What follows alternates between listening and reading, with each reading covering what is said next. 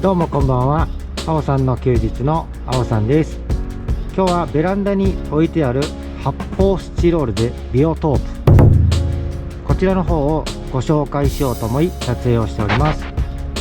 そこそこ大きめの発泡スチロールの中に水量がだいたい8リットルから10リットルぐらい入っていまして、中に生態や水草等も入ってますので、そちらの方もご紹介していけたらと思っております。 GoPro Hero 8のスーパービューで今撮影してるんですけど、すごいですね。これすごい近くで撮ってるんですけど、おおぶねー、わかりますか？この距離、これだけの画角が映ります。すごいですね。それでは行ってみましょう。ビオトープをやろうと思ったきっかけなんですけども、アクアリウムをやっていると水草ってすごいたくさん伸びてくるんですよ。で、そちらをトリミングした水草の逃がし場所、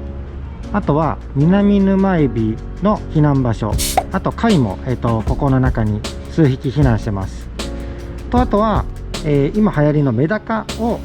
庭で育ててみたいなと思って、こちらのビオトープを立ち上げました。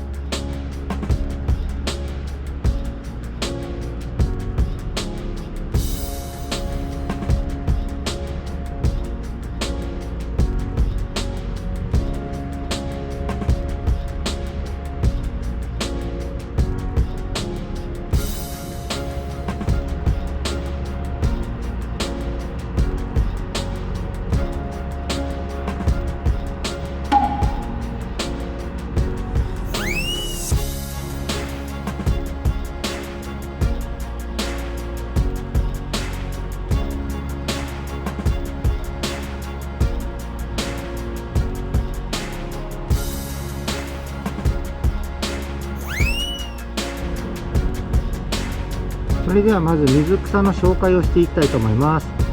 こちらの方にロタラ3種類、入ってまして、ロタラグリーンと赤く染まる、ロタラロトンリフォリア、あとはロタラ SP ハラの3種類が中に入ってて、その横におそらく冬で溶けてなくなってしまった、まだおるか、スクリューバリセネリアがこちらの方に入ってます。と、あとはこの右下の方にかなり増えたウィローモスがマリモのように中に入っていて、この辺りに真っ赤っかに色づくルドビジアスーパーレッドが数本植わってます。あとはこの右下の方にホゴステモンキンバリーという葉の裏側がすごい紫色に染まる非常に珍しい水草が入ってます。かなり増える水草なので結構たくさん入れたんですけど、もう冬のうちに消えてなくなっちゃってますね。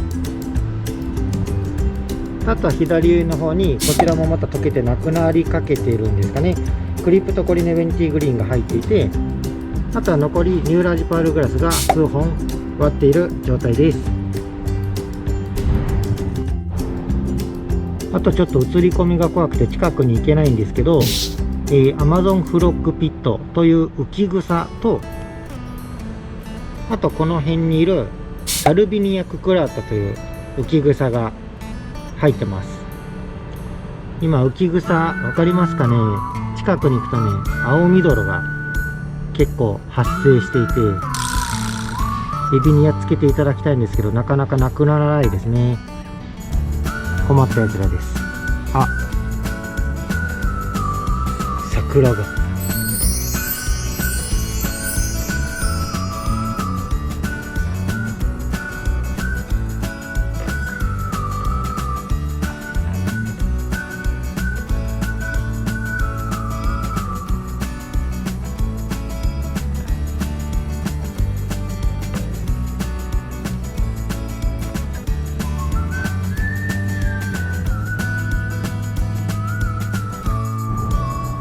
ちなみに本水槽に浮き草を入れている理由がいくつかありまして、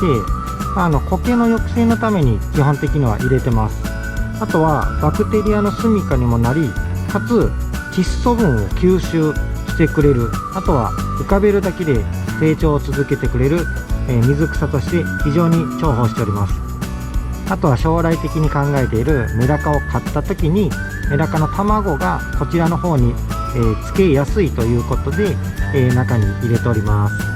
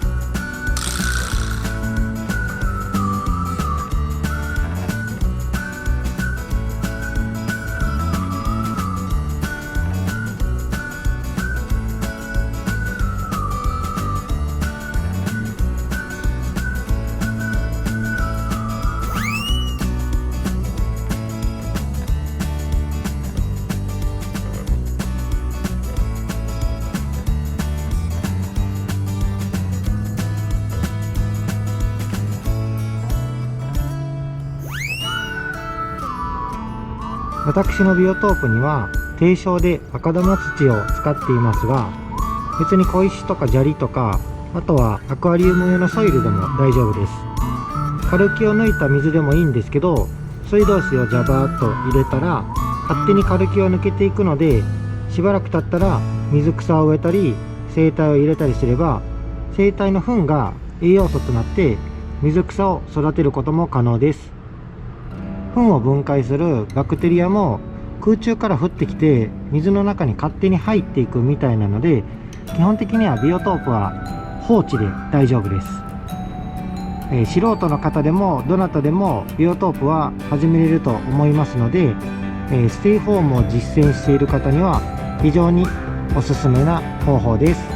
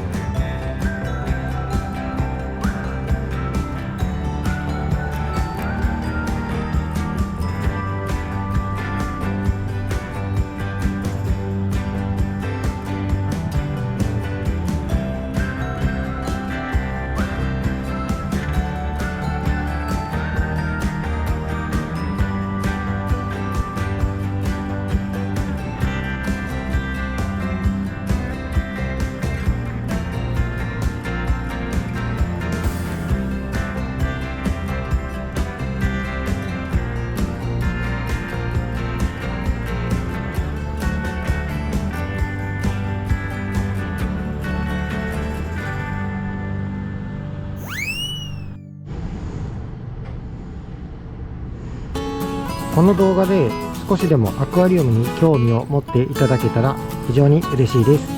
ビオトープ本当に簡単なので、ぜひ少しでも興味のある方は発泡スチロール等で始めてみられてもいいかもしれません。何かまた聞きたいこと等あれば、ぜひコメント欄の方によろしくお願いいたします。あおさんの休日でした。ご視聴ありがとうございました。